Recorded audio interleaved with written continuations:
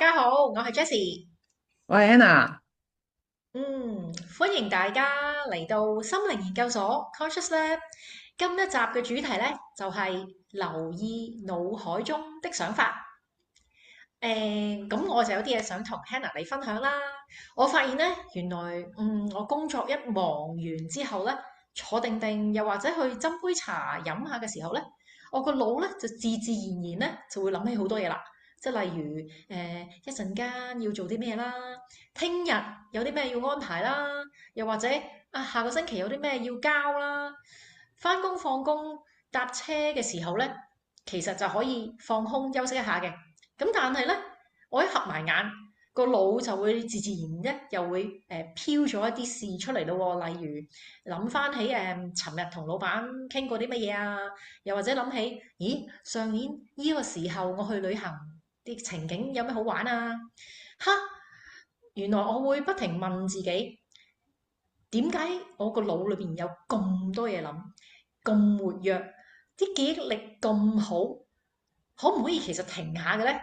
有咁多嘢浮咗出嚟嘅咧，我就所以諗起呢啲事情，我好想同 Hannah 你講，你有冇試過呢啲咁嘅經驗啊？嗱，我諗每個人都有嘅，個腦咧都好多嘢諗嘅會。咁其實有統計過嘅喎，我哋每個人平均一日咧有唔知幾多千萬個想，即係思想啲 thoughts 啲 idea 出嚟嘅喎。咁但係其實從何而來咧，就真係無從稽考啦，基本上。咁可能有啲，當然如果你煩惱嘅嘢，你要諗點樣解決啊，咁都好正常嘅一回事啦。尤其是可能你做 project，你頭先咁樣講啦，你跟住會點樣安排啊？咁樣會安排。咁呢樣都係無可厚非嘅。當然靜一靜落嚟咧就好啲嘅，因為有陣咧諗得多咧係冇乜用嘅。即係你考慮過嘅情況，要點樣安排啲事情咧，再繼續諗咧，其實就可能覺得攰嘅，因為其實諗嘢諗得多咧都覺得攰啲嘅。咁同埋咧，可能阿 Jessie 頭先嗰啲都係日常生活啦，就好啲啦。但係有好多其他人咧，好多時啲諗法咧係好負面嘅喎，咁就真係好唔好啦。因為你可能會擔心呢樣，擔心嗰樣，或者下個禮拜去旅行噶啦，咁你就會話：哎呀，去到會唔會落雨咧？咁樣，咁你留意下呢啲諗法咧，都幾有趣嘅喎。咁你會諗點解你會諗會落雨咧？你可以諗，哇，可能風和日麗，咁有啲風又唔係好熱，咁即係當然，如果你去泰國嗰啲真係好熱嘅，咁但係你唔使諗到可能會落好大雨啊，咁起碼都可能舒舒服服咁樣，唔會有影響你嘅行程。其實因為啲諗法係咩嚟嘅咧？你可以某程度上係想像力嚟嘅啫喎，但係點解成日都會有啲負面嘅，因為擔心呢樣嘢咧。因為其實如果你個人成日長期擔心咧，你會冇咁舒服噶嘛，係咪？咁所以留意下自己嘅諗法咧，有陣啲諗法咧，你都好神奇喎，點解會走出嚟？咁有啲咧就想叮一聲咧，就好好嘅 idea 啦，即係咁又你又唔知嗰個諗法從何而來嘅喎。咁其實到而家咧，科學上咧都冇乜解釋得到咧。諗法係從邊度嚟嘅？即係以科學角度咧，佢係唔係好知嘅？即係佢有啲概念啦，但係咧就冇實牙實齒話我哋啲諗法喺邊度嚟嘅咧？咁當然我哋知道唔同人有唔同嘅諗法啦。咁其實咧，如果知道自己嘅諗法咧，尤其是你知道你原來諗緊啲負面嘅嘢咧，咁你可以改啦嘛。即係自己用啲 intention，即係有意識地去。因為你覺得你如果你再考究少少咧，你就發覺係冇任何根據嘅。點解我會驚下個禮拜去到泰國佢會打風？我唔知泰國會唔會打風啦。咁但係咧，或者水浸，因為其實你都估唔到啦，去到先算啦。水浸你都冇計㗎。咁唔水浸嘅，咁你而家呢個禮拜擔心到出發，或者呢一兩個鐘突然間有少少冇咁開心咁樣，係因為擔心會天氣唔好。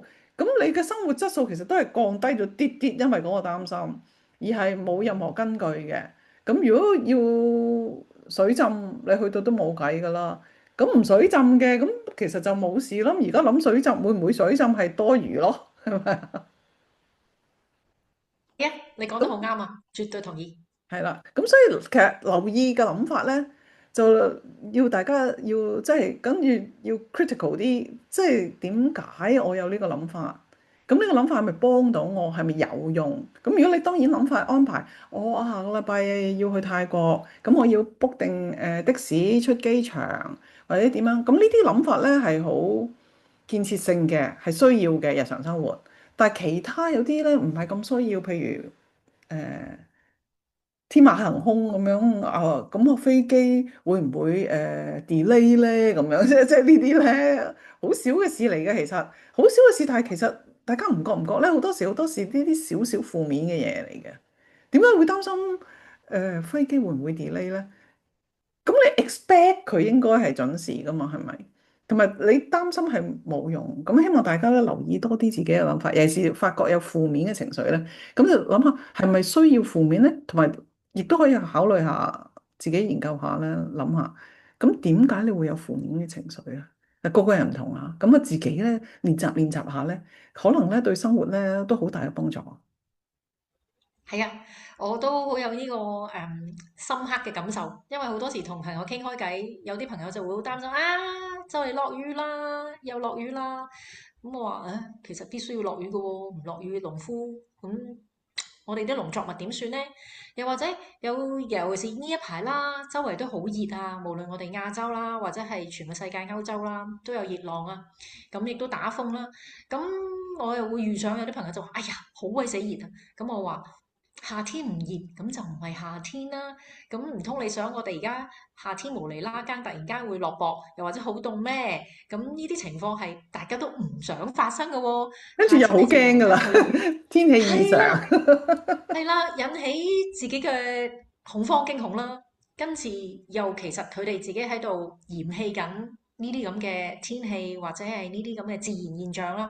其實我就調翻轉頭諗，其實所有嘢都係自然噶嘛，咁就由得佢嚟，由得佢去，咁我哋就隨住呢一個咁嘅季節或者呢啲咁嘅氣候去好好地生活或者去繼續咁體驗啦。咁呢個就係、突然間聽到 Hannah 你咁講，我就忽發奇想，即係好想分享下，原來身邊都有啲朋友係成日都擔心，又或者係成日都好恐懼咯。咁好彩我就冇呢啲咁嘅感覺嘅，咁就係咁啦。但係你練習咗好多年啦，係咪？啊，排除係啊，晒呢啲咁嘅感覺，咁希望大家係啊，真係留意下，尤其是一啲負面嘅情緒，咁啊需唔需要咁係，負面呢？因為正面啲生活咧係開心啲嘅，皺紋都係啦，少條啊嚇，少一條。嗯，絕對係，寧願笑多啲，好過擔心同憂愁啦。咁不過我哋好開心啦，傾完呢一集之後咧，時間又咁上下咯喎，咁啊好希望期待我哋下一集又再同大家見面。咁去到呢一度咧，就又再要提一提大家啦，有幾樣嘢請大家支持幫手，就係 like、comment、share 同埋 subscribe 係啦，多謝。好，支持我哋嘅咁啊時頻道。間係啦，支持我哋頻道，繼續請留意我哋下一集。咁我哋時間係咁上下啦，咁希望大家我哋下一次再見，好，下次見，拜拜拜。拜。